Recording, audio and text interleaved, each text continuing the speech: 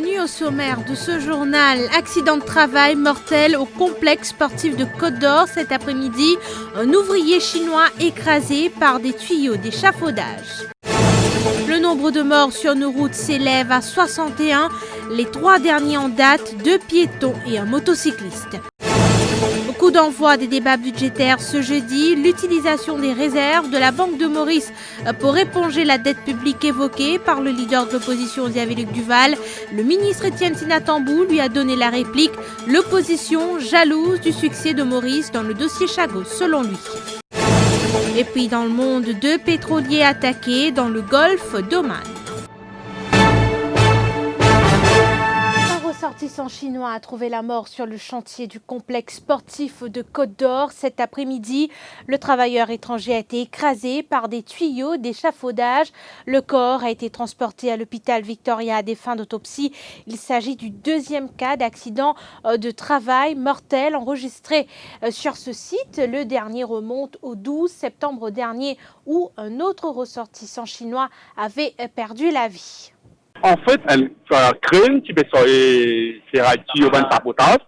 Ça fait une tombe dans un travailleur qui est chinois même. Il est tombé, mais nous, si elle est coupe.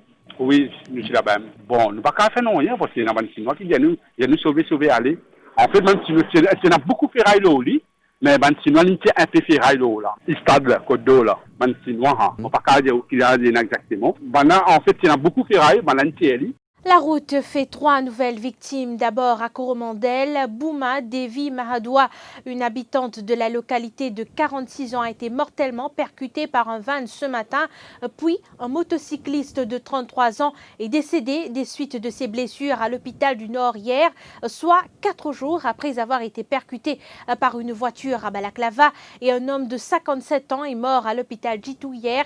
Il avait été fauché par une voiture à Trangbor il y a 11 jours. Ces 3 nouvelles victimes portent à 61 le nombre de morts sur nos routes. Un cas importé de malaria détecté dans le nord du pays hier. Il s'agit d'un ressortissant nigérian de 35 ans. Il s'était dernièrement rendu dans son pays d'origine pour un déplacement. Ses proches disent avoir sollicité les services sanitaires du ministère de la Santé pour des examens approfondis. Après le voyage, retour, mais sans succès. Il a été placé en isolement. À la suite de ce journal, après la pause pub.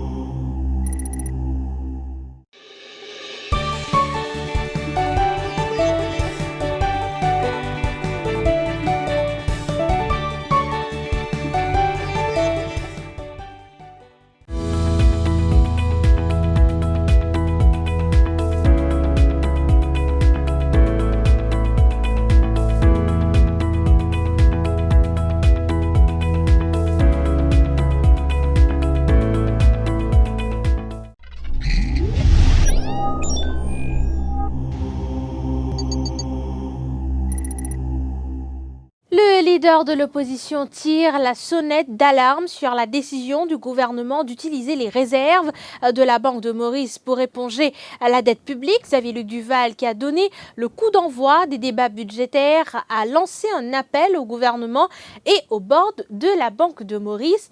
La réserve de la Banque centrale peut disparaître, a précisé Xavier-Luc Duval. Just now, to the board of the Bank of Mauritius, because they are, according to the law, completely independent.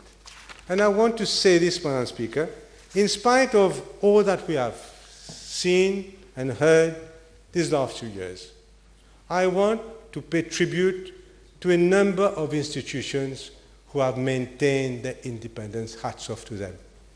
Talk about the DPP, we talk about the judiciary, the Director of Audit, and I will also add the Tertiary Education Commission.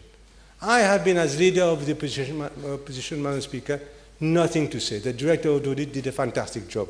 The Tertiary Education Commission, they did a fantastic job on UTM, etc. We have independence in some institutions remaining.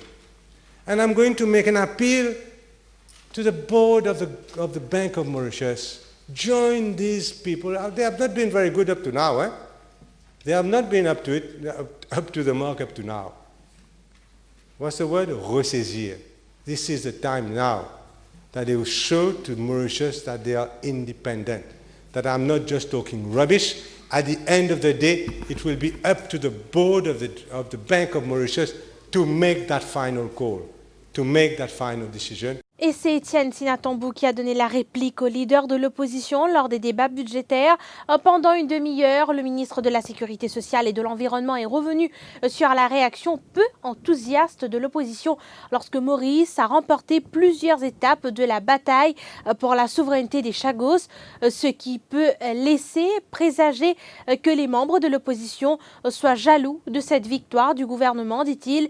Idem pour ce budget, explique le ministre qui parle d'une somme de 65 milliards de roupies pour le bien-être et la sécurité de toute la population. Javed Mitou a obtenu la liberté conditionnelle sous l'accusation de damaging property en cour de district de Port-Louis ce matin. Il devra fournir une caution de 3 000 roupies. Par ailleurs, Javed Mitou reste en cellule policière car la police a objecté à sa demande de remise en liberté sous une autre accusation, celle d'avoir participé à un rassemblement illégal dans la soirée du 5 juin à Vallée des Prêtres. Javed Mitou comparaîtra de nouveau devant la justice le 20 juin prochain. And Victor toujours.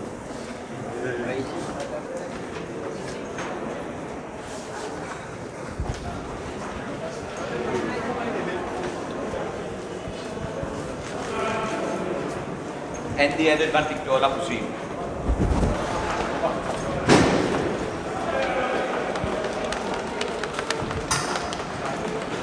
La police va être frustrée ce jour.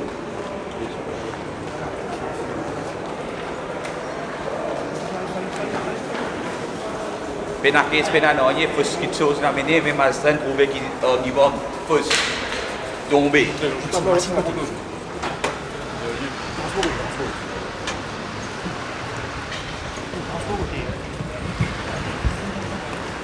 Ils étaient environ 200 taximens à manifester devant les locaux de la National Transport Authority à Cassis ce matin.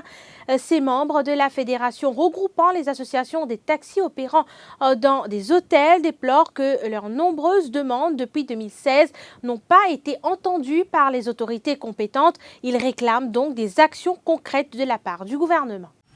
Munis de banderoles et de pancartes, les manifestants ont exprimé leur colère devant la NTA. Parmi Tishan et Indiren, des chauffeurs avec plusieurs années d'expérience.